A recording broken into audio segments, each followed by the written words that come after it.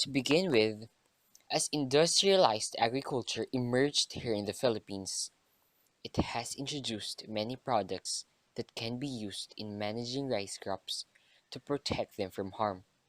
Example of which are pests. Pests are species we consider undesirable since they can reduce the availability, quality, and value of rice grains. Worldwide, there are about 100 species of plants, insects, rodents, fungi, and microbes that cause damage to crops we grow. The problem here isn't real pests, but the ways on how we control them. Plants naturally have ways in controlling them, but because we disrupted the balance in our nature while genetic evolutions are occurring, everything changed.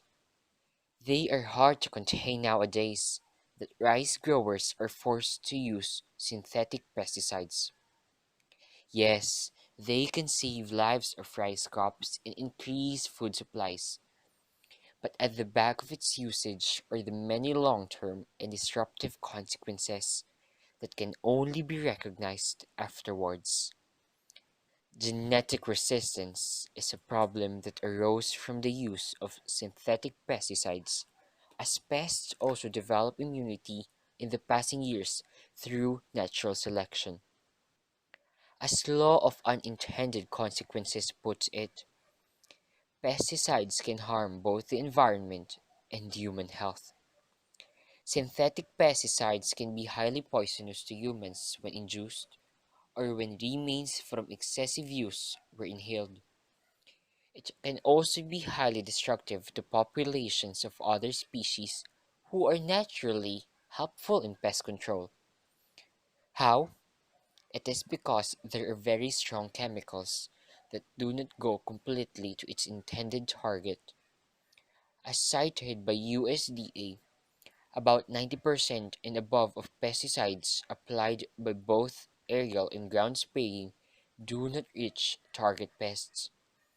These remains may reach other species and may also kill them.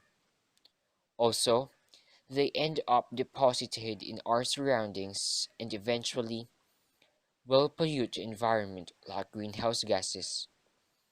At the same time, problems brought by synthetic pesticides may lead to other serious problems in a chain effect manner.